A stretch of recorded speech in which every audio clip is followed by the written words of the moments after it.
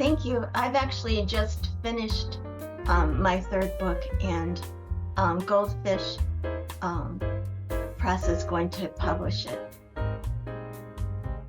It's going to be called Watermarks, and I'm going to start with a poem that will appear in the first section of that book.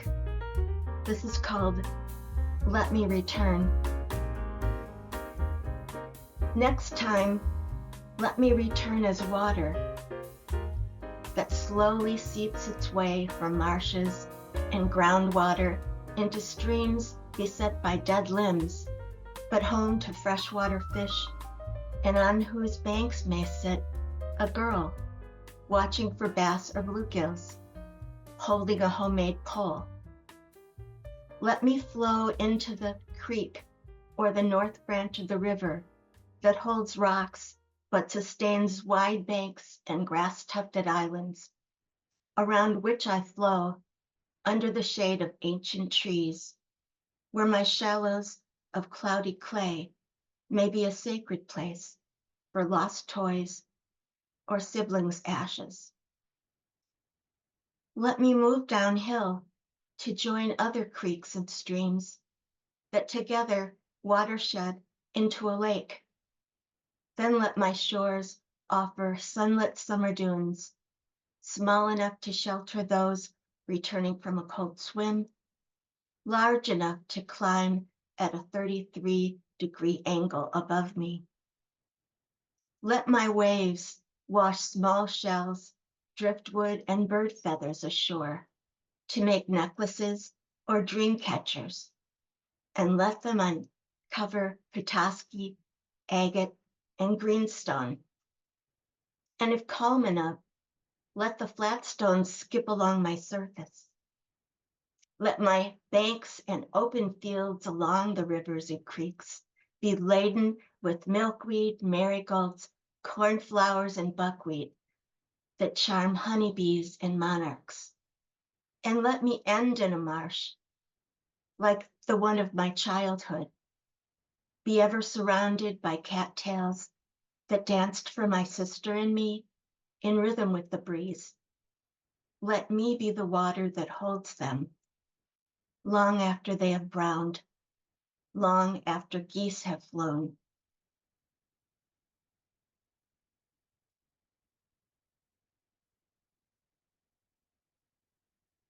Writers, I think all of us are writers. You might relate to one or more lines of this one. It's called Notes. What has become of notes on a ripped off corner of a calendar that held the kernel of an idea, a phrase I savored from a novel, the page dog-eared, a made-up song I sang as I strummed my pawn shop guitar, pieces of an email I craved to recall but had to delete, a file folder marked notes that held unfinished letters, journals with so few pages, spines freed what I thought to keep. What is it that cost ink to bleed into pages?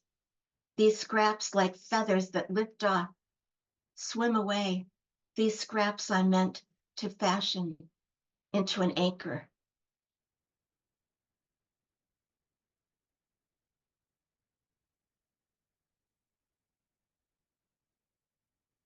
One of my favorite authors is Mary Oliver, and this is after her Wild Geese.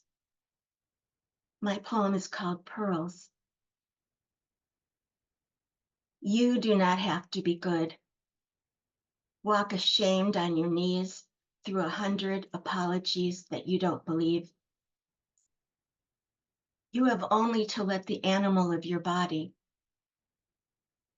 love what it loves. Tell me about your longings, perceived dead at our age, and I will tell you about when he leaned in, took my hand to his lips, I squeezed tight, and I imagined us safe in a fine net near the sea. Our conversation seared into memory, where tears of the gods trickled from autumn's warmest breath, and I closed my eyes for a forehead kiss or a slight peck on the lips, while inside I burned a fervent wish for fires to be lit, where my mouth would open like an oyster in its bed, his tongue rushing in like the sea.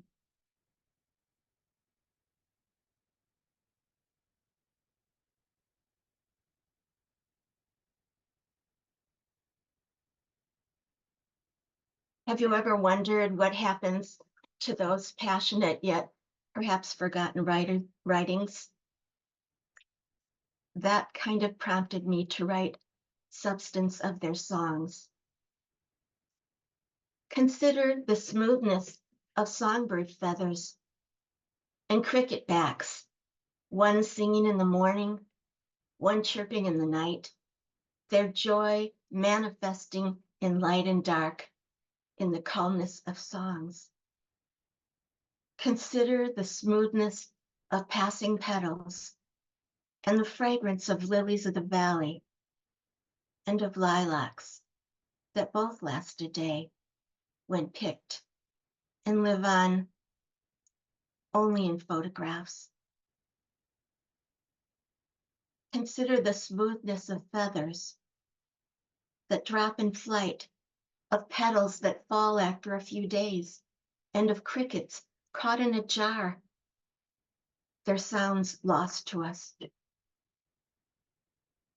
Consider the smoothness of honoring the practice of pencil to paper to write of new monarchs on coneflowers until a phone rings. The words lost, the notebook closed.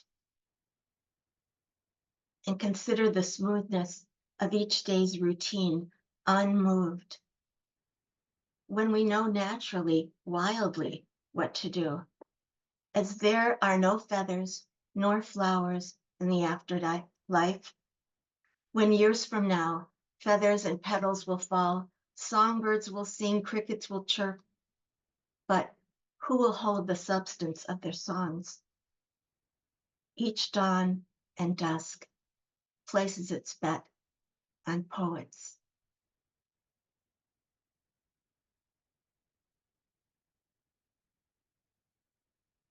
I was going to see if I could share something.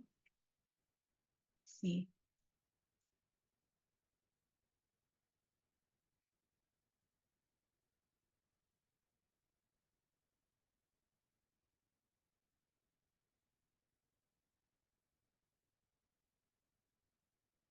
Can you see that picture? I can. You can? I can. Yes, I can see it. I just lost my poetry. um, oh, here it is. Sorry. Well, I tell you, sharing is fraught with pitfalls. This one is called Stained Sky. The story of our affection, with its glowing facets, stays with me like the tenderness of new buds swept on an impulse by the evening air. I did not send the letters, nor did I mourn my privation from your world, but the stained sky still speaks of too many twilights without you.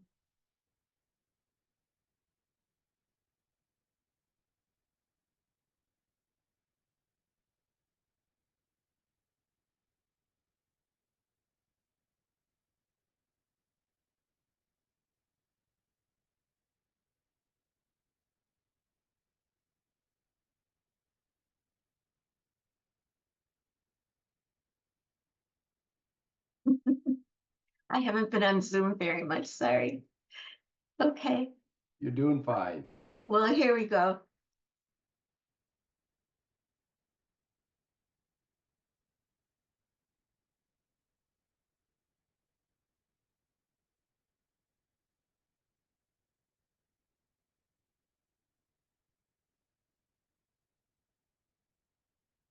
from a window in Pofi. From the kitchen window at the peak of this village, my eyes take in farms, cattle, and uncluttered sky that has fed and sheltered my family for centuries and has fed and sheltered animals for the same. It's been lit by a progression of hills amid the beauty of mountains that repeat themselves in shades of dusk, gentle blue lines sketched upon a fiery horizon.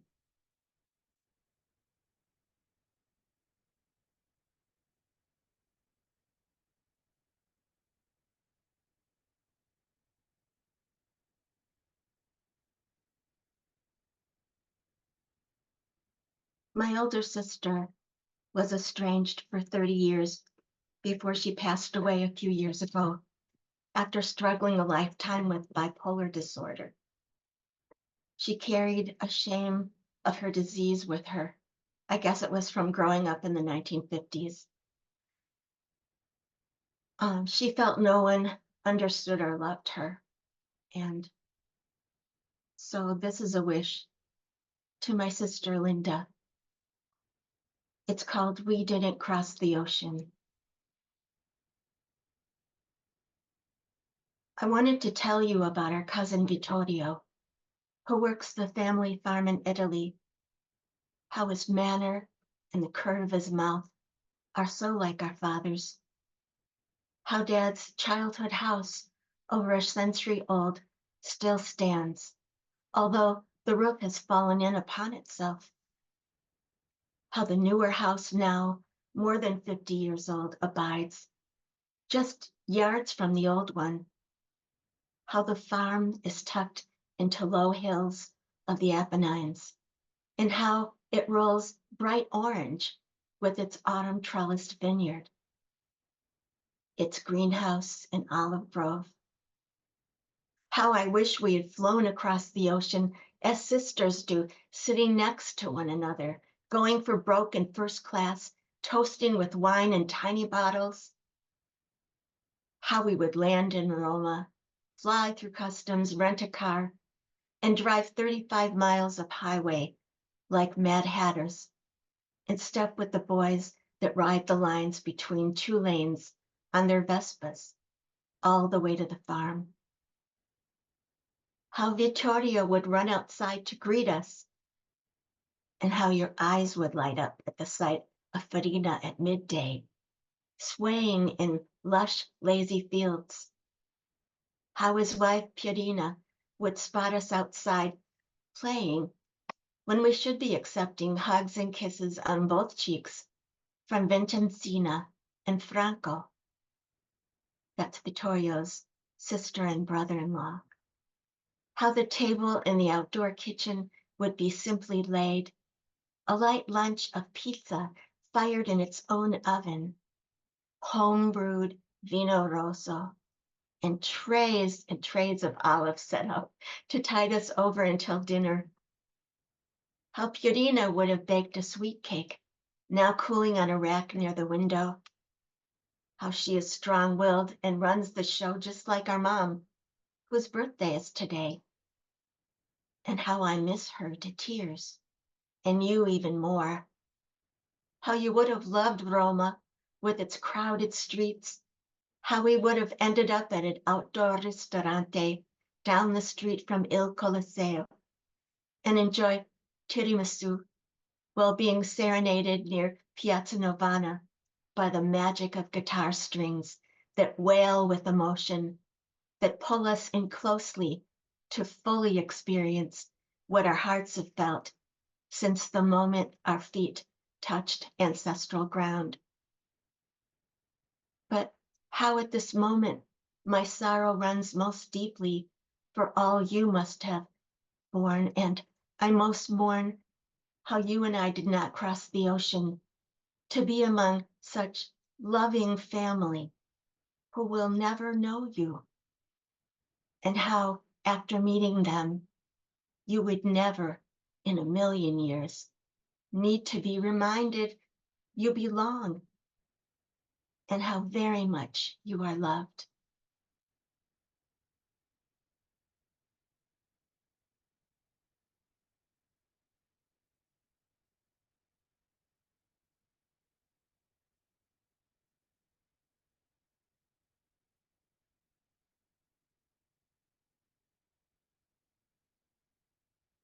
From a window in Pofi too, hills fold into shadowed asymmetry of ancient rooftops in my father's village, where autumn dusk tucks itself in and around the Apennines, and the family farm abides, rolling in the foothills, and where tomorrow I will stroll through a gold leaf vineyard to fields my nono Gicinto tilled over 100 years before, with horse and harrow, and the olive leaves will applaud as the corn stalks sway like dancers in scarves, waving me back home.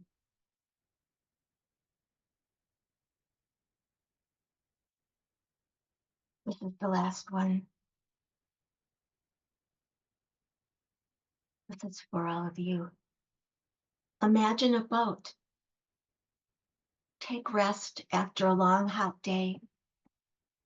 Recline in the shade of olive trees. And after a light meal, taste the juice of fresh grapes from your vineyard. Partake of fruit that waits for you. Then sit with your family on the veranda as the Lazio sun melts into lavender hills of the eastern Apennines, finally fading into the Tiber Valley. Then close your eyes. Imagine a boat where you float on soft winds back home against an indigo sky. That's it. Thank you.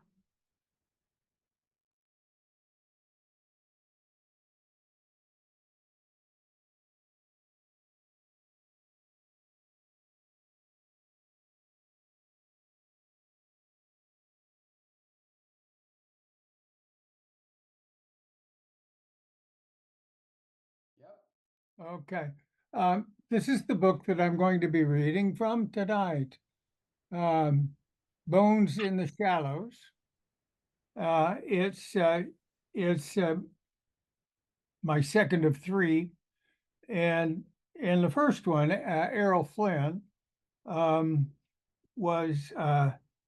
It had a lot of dark and light, a lot of delight and much less than delight. And so when I gave readings, I was able to bounce back and forth between the two. And I was things where when I was throwing out too much of a downer, I could just lighten things up with a poem about Elvis dying on the toilet. And so now I'm faced with reading from Bones in the Shallows, which is all downers. And so I apologize in advance for that. Um, it's about drought, climate change, and what's going to happen next. I have found in looking at Submittable, which is the largest of the services that provide publishing opportunities. They come out with new opportunities every day for places to submit. Maybe you all know about this. And just try and find one about climate change. They're just not there. I did find two books of poetry. One was an anthology, but for some reason, the creative community, at least in poetry, is not addressing that issue. If you go to journals and quarterlies and so on that deal with environment, You find plenty of opportunities to submit poetry about the lilies and the bluebells and the river cascading upon the salmon and so on. But you're not going to find anything about climate change. So here we go. I want to begin with the introduction, which is not a poem. I've carried on for quite a while already, but I'm getting more and more worked up about this. We wear the weather. It wraps around us, presses upon our skin. Temperature, humidity, barometric pressure, wind speed. These elements comprise our pervasive experience of reality. To describe the weather is to describe what it feels like to be alive and sentient. There's a novel, On the Beach, by Neville Shute, a bestseller in its time. It deeply affected me. In that novel, nuclear holocaust destroyed human life and civilization around the globe, except Australia. And so in the novel, Australians did their best to lead normal lives while knowing they could not escape the inevitable nuclear death clouds swirling about the world. Anxiously, they waited for the next thing, the likely last thing to happen. I go to a coffee shop here in Kashmir, Washington, down on Cottage Street. A few years ago, folks wondered whether climate change was real. Some clung to the hoax hypothesis. Others supposed ocean currents simply brought us another El Nino. But now we know we're living in our own Neville Shute novel. So that's where it starts, and it goes downhill from there. Here's blind Alfred Reed, 1929. He said, "How can a poor man stand such times and live?" This poem's called Enrique's 40 Acres of Walla Wallas.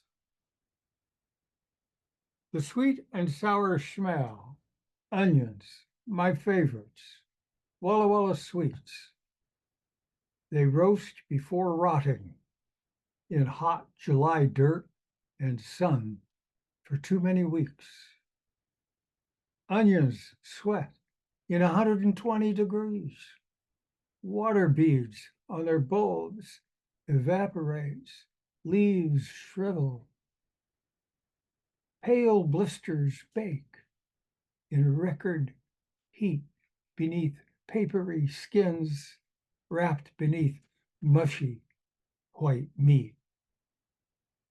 Enrique plows them under again and again until soil and dead onions merge, become one. The seed pods, too, they die, killed next year's crop, kicked hope in the butt. Crop insurance, too high to buy, won't compense this mess. Leaves losses to eat next spring when Walla Walla heats. So there we go. Margaret Wrinkle, a New York Times occasional columnist out of Nashville, Tennessee, said in a column titled, "I don't want to spend the rest of my life grieving." She said, "It's not true that living is easy. For no creature on earth is the living easy. Not even in summertime." This is called The Doggest Days of August. The woman from Nashville quotes Wordsworth, marvels at the seasonal brevity of splendor in the grass, says our Oregon wildfire smoke finds its way into the nostrils of Kentucky folks sitting on front porches by the road that follows the holler down to Fraser Creek, Eagle Creek, or Bledsoe coal mines, hellish holes of bituminous to burn. We trade skybound black billows for the electric energy of gods. Pretend we don't know that this is how it goes.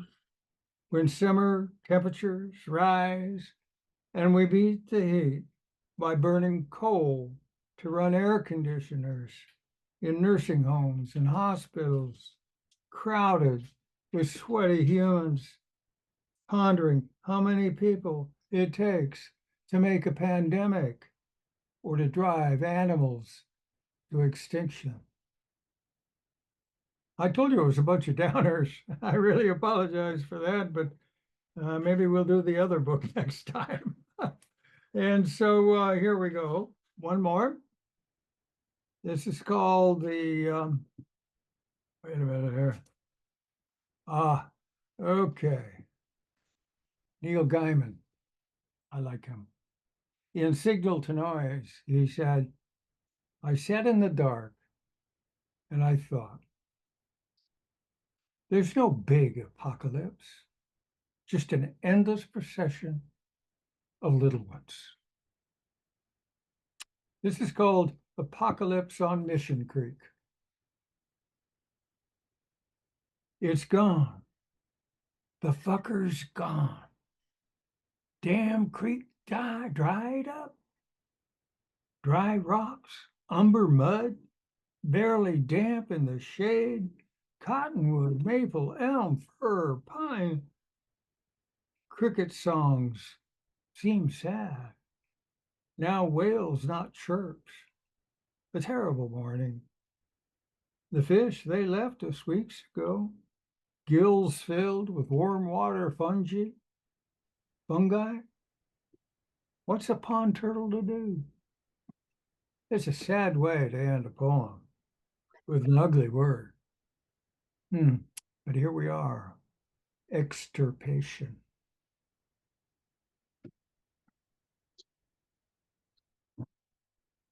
Take a walk with me, Arlene, and tell me, what do you love? From bridge to bridge, I walked the Dead Creek bed, stumbling over hot rocks and dark, damp silt.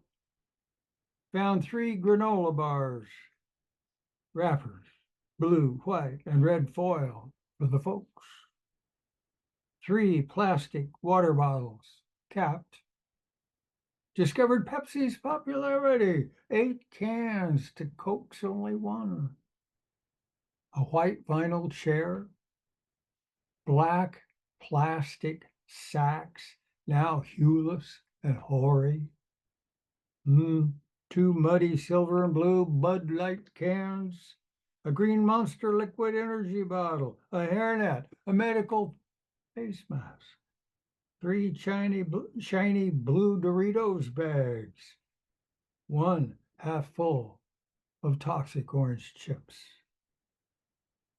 12 salmon, pink flesh rotting in the swelter of day, white bones breaking through, too young to spawn, too dead to know. In a black water puddle, I see minnows and fingerlings make a quiet commotion, chase around in tree shadows. Life longs for itself.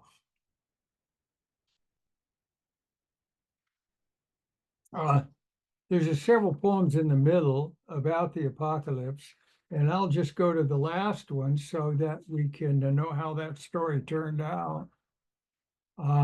This is called The Water's Side Job. Like a drunk too late for dinner, the creek straggled back this evening, slowly slipped into its bed, murmuring, I was upstream, hon, watering orchards.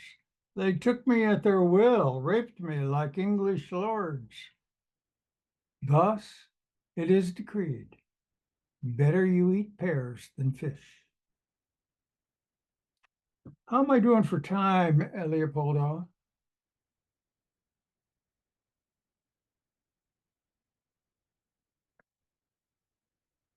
Okay, I'll keep reading. I didn't hear what you said, so I'm just going to keep going. You've been in this thing for 12 minutes. I You've I been have reading for 12 minutes. been reading for 12 minutes. Okay, thank you very much. Okay, well, then let's go to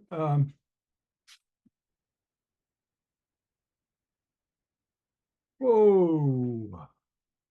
Oh, here it is. Last summer on Mission Creek. My wife and I spent, what was it, 8 years on Mission Creek. And it was an emotional parting, but a necessary one. And on that last summer, I thought of Jerry Jeff Walker when he lost his recording contract and he put the first lines on an album. He said, before he did a single song, he said, "This is the last time I play here." And all that summer there on Mission Creek, that line kept going through my mind. This is called Last Summer on Mission Creek. Sumac leaves, stark and dark green, rustle summer winds. Creek burbles play. Their watery laughter climbs our woody bank. Sunlight snakes through the cottonwoods. Spotlights between wet shadows. Blue sky, cloudless again today, brightens my peppers and pears. Power lines run the ridge lines. Sun-warmed spider silk on Athena's breast. Flat farmlands nudge the feet of flashing green mountains, steep as pine. My life became more beautiful than I knew, and faster too. I spent it searching for summer, yet missed it by inches most years. Phallic staghorn, sumac flowers, grow streamside, thick, red, and fuzzy in autumn. They point skyward from the tips of slender limbs. Without embarrassment or regret, they shine. So I'll just do one last one. Hope that I haven't run over.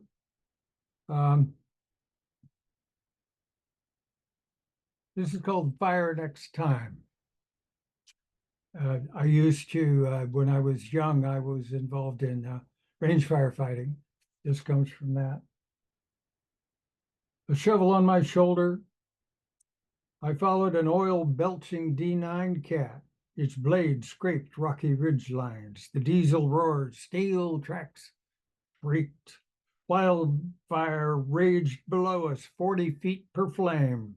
Climbed upward, full tilt toward our craggy hogback, while the D9 and I stripped away burnable life, eradicated sagebrush and bunch grass that could carry flames across our windy ridgetop.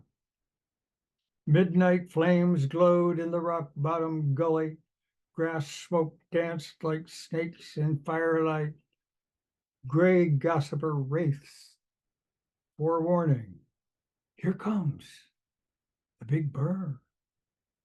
After a 24-hour shift, I slept beneath the 2-ton truck, baked in its hot, oily shade, thirsty, tired, ate cold stew from a military can.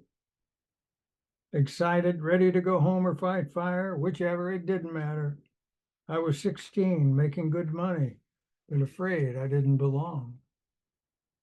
60 years later, seas of flames, firestorm, sweep Siberia, Australia, California, Oregon, Alaska, British Columbia, the world, and the Valley of Orchards where I live.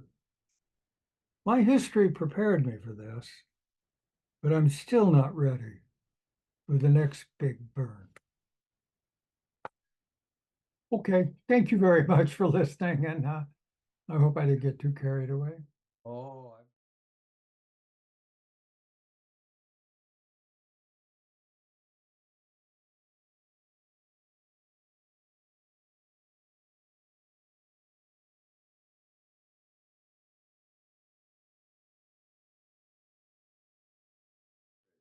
Thank you very much. And I'm going to go ahead and share my screen.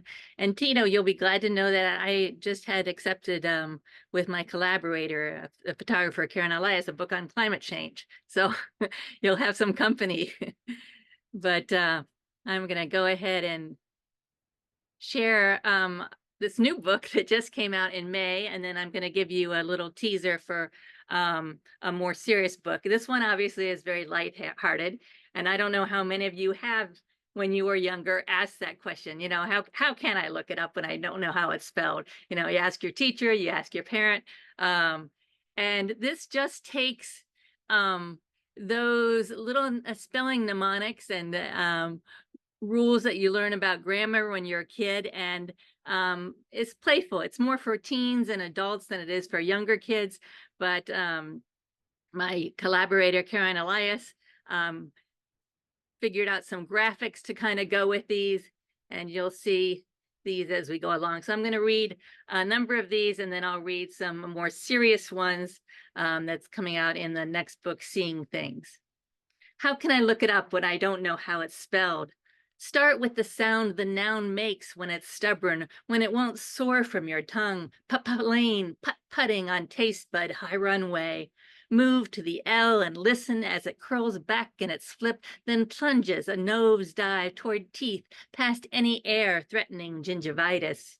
Aim at the A and hold that thought steady with the horizon. Now bite down on the N, nip it in right gear. Don't pull up, steady, steady, steady, smooth now. Accelerate, on with the brakes. Aviate that word smack in its lane. Page 1002, column 1. This is one of my favorites when I was a kid. When two vowels go walking, the first does the talking. The first chatters, jabbles, prattles, cackles, gibbers, babbles, mutters, sputters, flutters, rattles, clatters, blathers, all the way past Baker Street, around the ball field and back. It is usually the O, her whole body a wind tunnel of what, who, why, where, and when her neighbors are doing, thinking, saying. It is easy to get caught in the whirl as her arms aerobatically push away with their weights any oncoming interruption. Best to take an iPhone and not listen. The second, the A, too shy for assertiveness training, left out of friends and family, is resigned to the single scene. She simply walks, nodding acknowledgement each step. She is at home as audience, her aphonia altogether alluring to those mouthing the monologue. And this is one that I hadn't heard when I was a kid, and I was kind of wishing that I had because I misspelled separate for years. There is a rat in the middle of separate. Not just his teeth, as pointed as before test pencils, but his entire seamy body gleams with longing for the lost spelling bee, its airborne script intercepted by the evolved, phonetically abused and chomping pterodactyl who took the tiny sting like a man, sucking on sore taste buds, and flew off to a museum to sulk. The rat tail snaps out like nunchucks, reels in the red meat of the rationale, the tough but tenuous topic sentences tied together just so with brown paper and transitions, but no address, undeliverable stamped across the letters before they're tossed.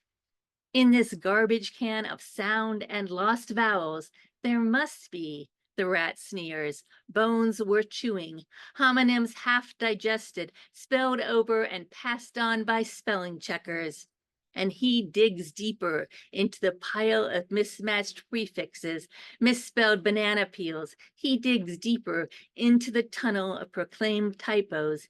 He digs deeper, sniffing, sniffing, sniffing, daydreaming always of Limburger, accurately spelled. I don't think these take too much introduction, so I'll just kind of keep going through a few of these. There's an ant on the defendant. And of course, you can see that this is a concrete poem as well. Surreptitiously circling the ear, will he spill into the oracle when the gavel galvanizes the guilty for once again guessing the wrong ending?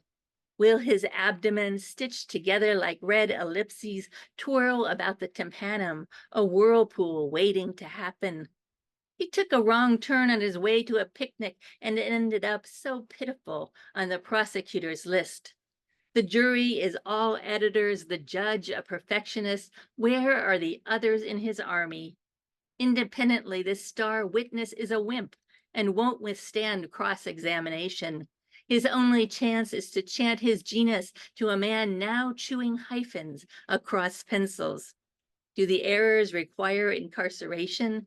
The ant's not after retaliation, just remorse, a simple admission of guilt, recognition of injustice served daily to the misspelled, the uncorrected. And maybe you can tell me at the end if there are any that you little mnemonics that you used when you were younger or now. The resistance took its stance and refused to support any sentence until recognized for the phoneme it is. The defiance of detail had gone on long enough. I too am a word, it shouted, and sticking an exclamation in a wayward footnote, rallied all subordinate territory. Activist, union leader, ANCE charter member against non-cooperative elitist, resistance knew the jots and tittles of strike, organized until midnight, passed out placards, took its people right to the steps of the title, then demanded, non-violently, an audience with the author. And I think I'll skip over this one. I take my coffee with 2 E's. A double helping of S, please. Way to tell the difference between dessert and desert. Yes, I'll take another S in my dessert, another slice of strudel, another extra sampling of strawberry shortcake, a smidgen more of spritz, twin pecan cassies, double cheesecake snack squares. No, thank you, please, not a single desert, that dusty Sahara sandbox where I crave scores of sibilations to satisfy this persistent thirst for all that's sweet and sugary. And then I end with diagramming directions. And I'm going to give you a sneak peek of the book, Seeing Things. I typically do write much kind of depressing subjects, I guess, pretty heavy topics. And so that's why it's nice to every once in a while take a break and write some of these more lighthearted ones. But Seeing Things, as you can see up here, deals with daughter of a mother entering the beginning stages of dementia, a daughter who struggles with depression. So I was thinking of that as we heard the poems at the beginning. And then my own memories of abuse and survival, and then also quite a bit about living in this world where there's all these shifting definitions of truth, or no definition of truth. So I'll give a little sample of some of those. This actually is kind of a lighter one. I spread in here some odes and some lighter ones because it was too much to kind of deal with some of these topics all at once without kind of a break.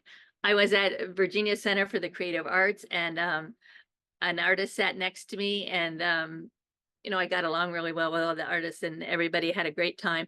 But it was very strange. It was obviously she was trying to network, and she asked me kind of straightforwardly if I was anyone famous. And so you could tell that she didn't think it was worth sitting at the table if I said no, which I ended up saying. So the artist at the Colony asked me if I'm famous.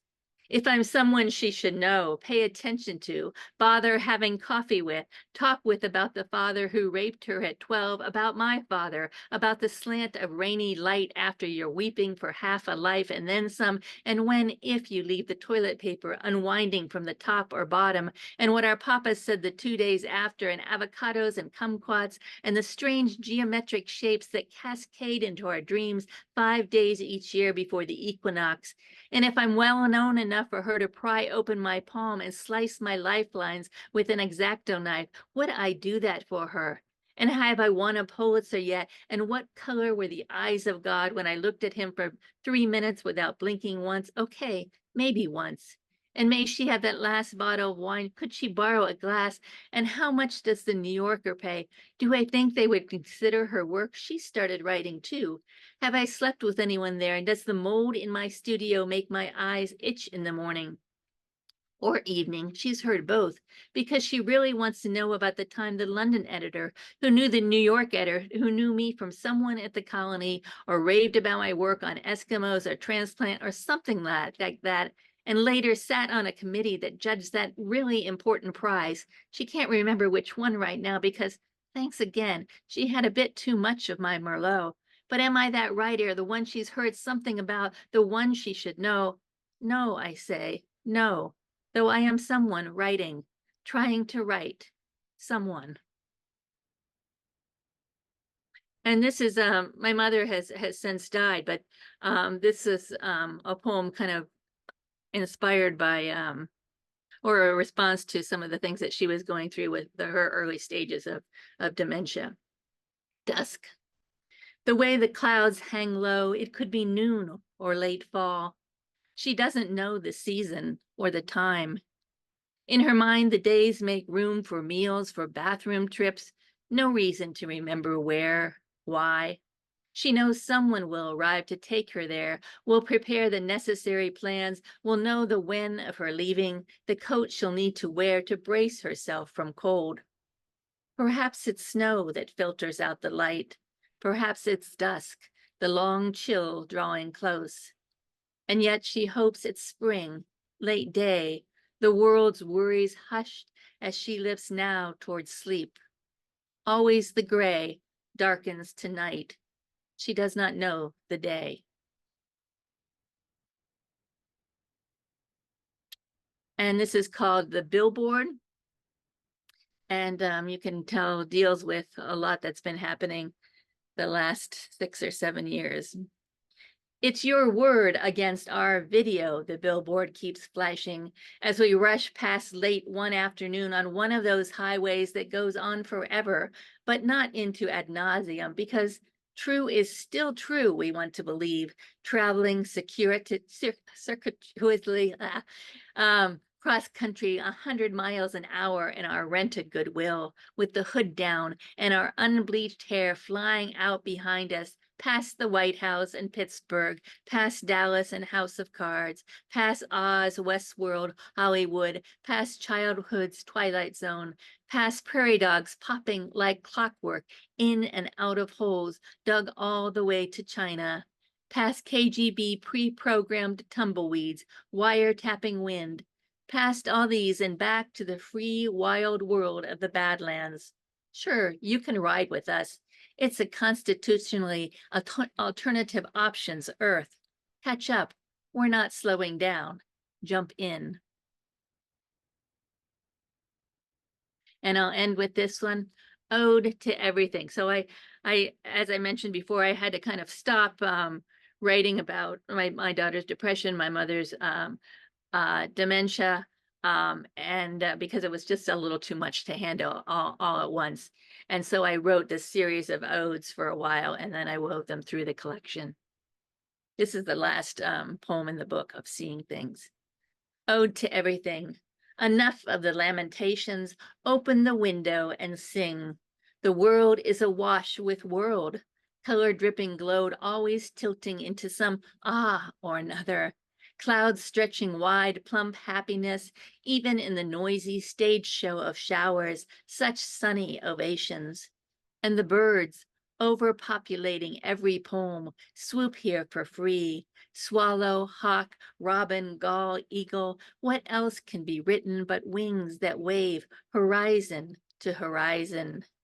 And in upper windows, praise doors, step out with arms open and eyes gathering vim and vision, grandeur trailing from worm and woodchuck, branch puzzles of woods, open boat of breeze, all brimming with hey and hallelujah and celebrate, such green giving of thanks, such miraculous mercy of earth, calm valley, and even this rugged, rocky chain we climb now as family, claiming praise as respite, holding close each breaking day, dangerous yet divine in all its glory.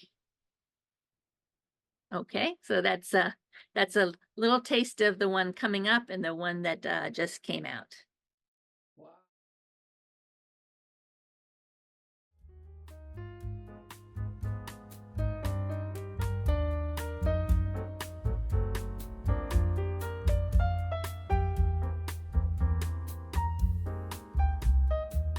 No. Wait.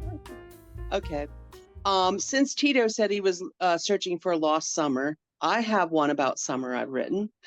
It's summer nights are here as the fireflies flash. I watch them light up, and it takes me back to my childhood days when I held them in my hands. How simple it would be to do it again.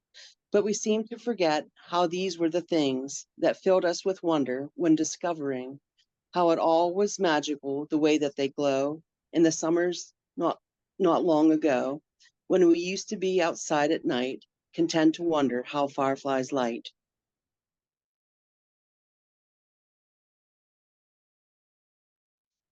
Okay.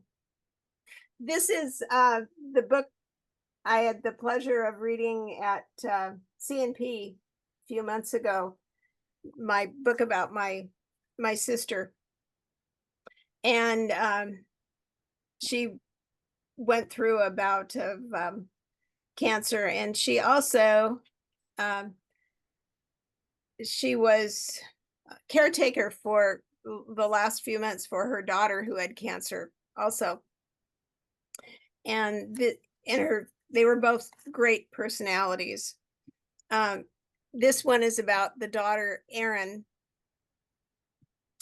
It's called Erin in Walking Wallenda Mode. If you know, maybe you remember the Wallendas, the flying Wallendas of trapeze circus fame.